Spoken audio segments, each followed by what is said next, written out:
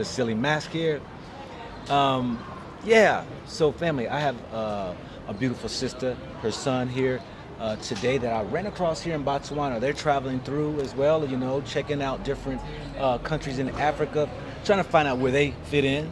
And, they have a very touching story that I find very intriguing, but even a similar story with many of us who may have experienced those things in America. But introduce yourself, sister.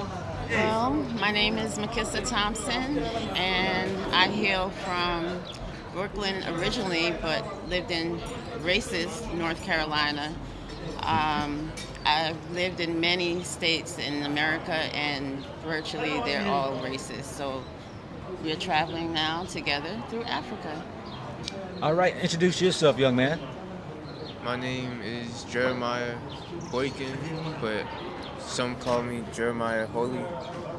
And I'm just with my mom, and we met this gentleman here with this amazing channel, just hoping to spread positivity and love over the chaos that happens internally inside of us. Okay, all right. Yeah, they came up to me this morning when I was sitting here and was like, hey, you know, and I appreciate them coming and saying hello and all that right there. So, sister, we were talking and everything, and you kind of shared some stories on what had transpired here in the last couple of years, but kind of give people who you are and as far as, why you're here. Okay, so I'm here basically because of the oppression in the United States.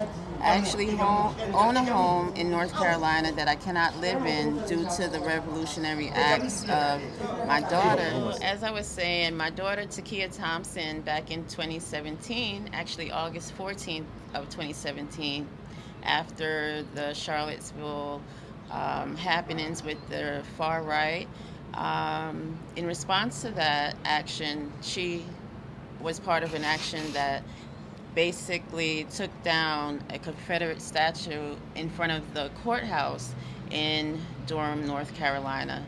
And since then, we've been receiving tons of backlash, death threats. Trump spoke directly out about the situation. And not even 24 hours later, the impact was felt around the world where statues were taken down voluntarily in Maryland right after. And since then, not only have we been pulled over in our own driveway, we have been harassed while shopping, all because I feel it is important as a person who is experiencing oppression to give light to that oppression, because we have done nothing to deserve that constant surveillance of the police state. Like I said, being pulled over in our own backyard, up until being raided twice. The police of Garner, North Carolina, came out to my home because our white neighbor called and said that we were listening to loud jihadist Muslim preachings back in April and May of 2019.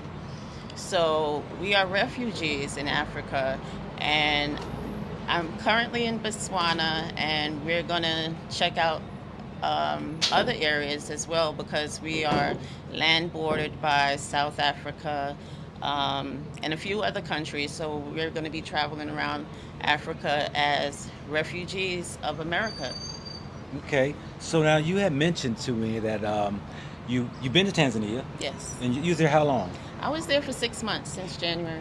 6 months, and you said it was some trials, tribulations there because you was trying to seek asylum, Yes.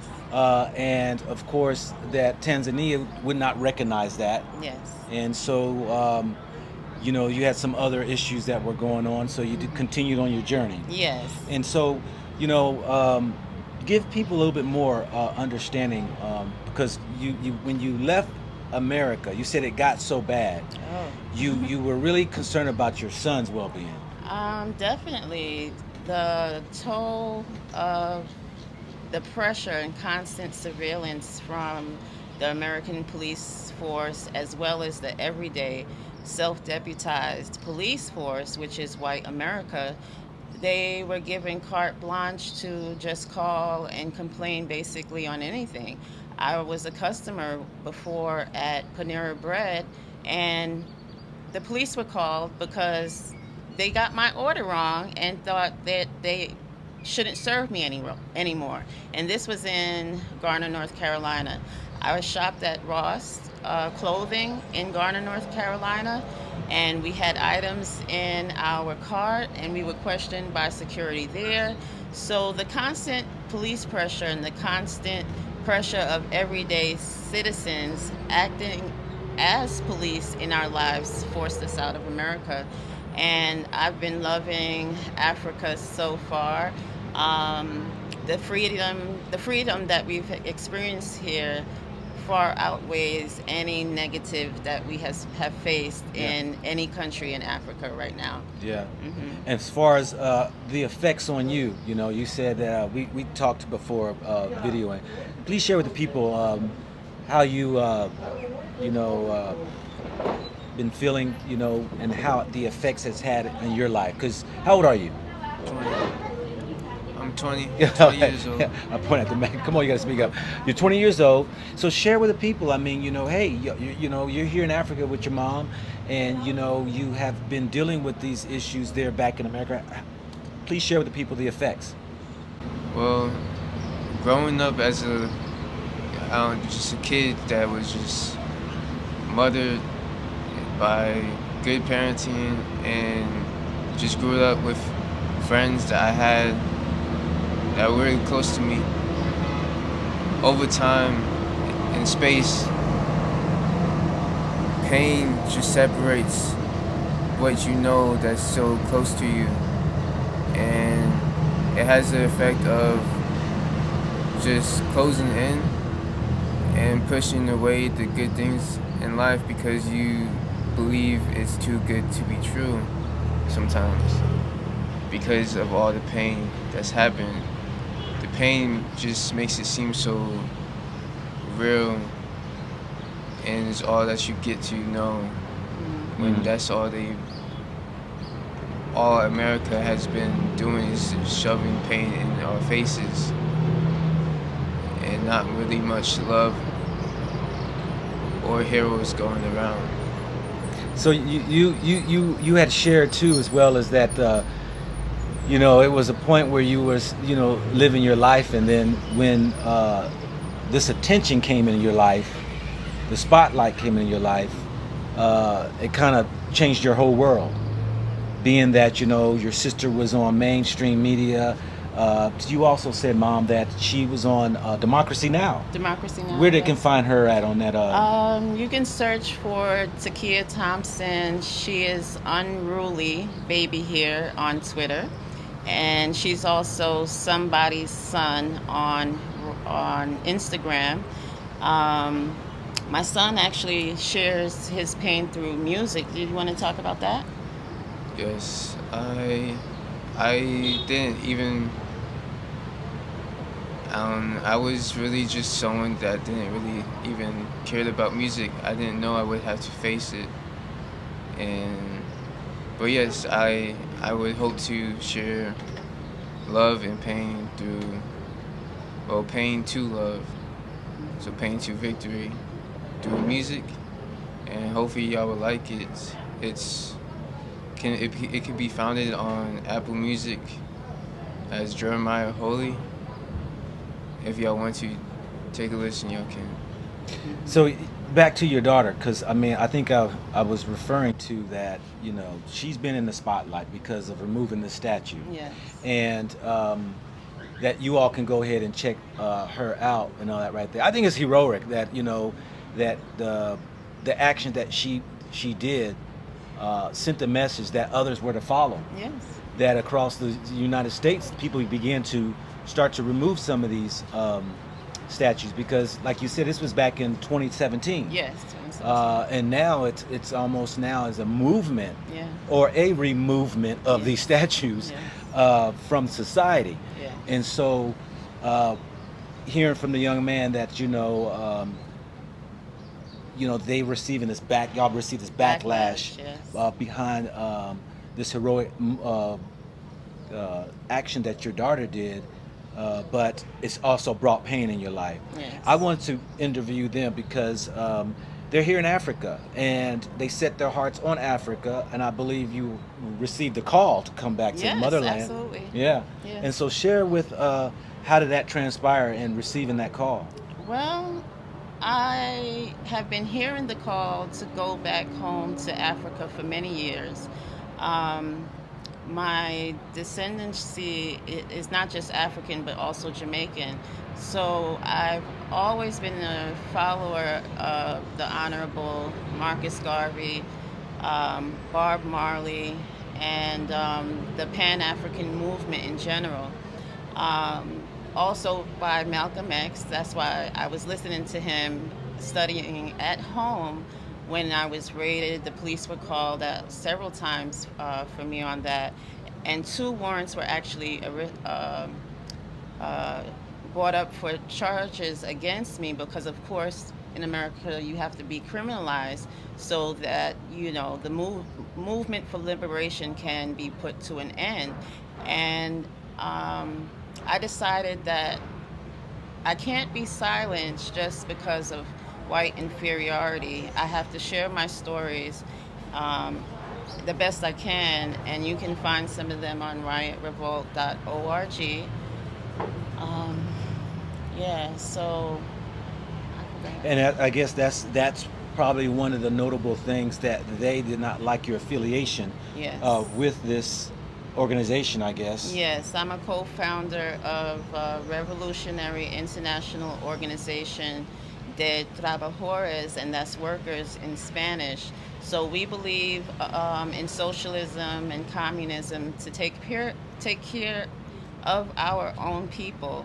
And all I would do at home was farm and give the vegetables and fruits out to people who actually need it.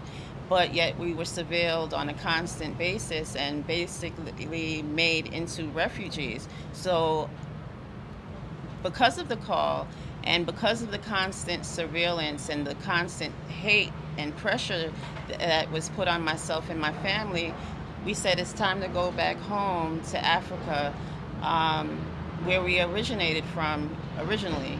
Divest totally from America in every way possible, not just with our minds, but with our money and our bodies, because the message that you're hearing in America is don't go to Africa. It's poor, it's dirty, all those other things. And these are lies that are spoon fed to you or bottle fed to you as your youth, but they're totally not true. My experience might not be your experience, but you should still find a way to make it here and listen to the call and come to any African country and just live your best life.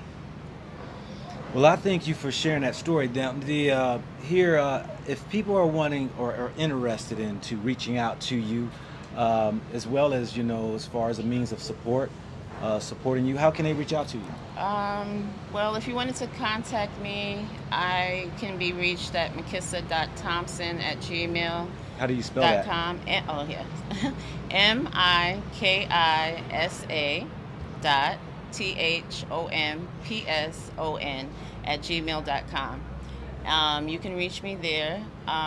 We appreciate words of encouragement, and if you also have any financial means to support us, we would greatly appreciate that because Africa is less expensive than America, yes, but it takes a lot of money to travel as refugees. Like I said, I have a home in America that I cannot return to, so it's going to be a long time for me to be here. But Cherish Me or Go is a Cash App that you can donate to if you so choose to. Spell that out. It is CHERISHMEORGO.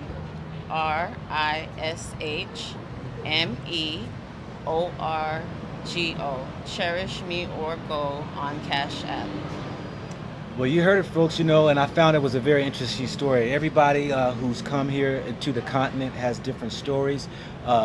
Whether you're from, you know, America, the UK, Europe, or Canada, everybody has a different story. And so I'm trying to capture each and every story. I know that there are those who have uprooted from and brought their families along to, here to the continent. There are those who, you know, came with little. There are those who came with much. But I believe that we have that ability in one form or fashion to be able to unite and help one another. And so I thank you for allowing me to interview you and your son. Anything you want to say to the people, young man, before we go ahead and say farewell? Okay. I would like to say thank you for at least listening to us, Yes. if anything. Yes.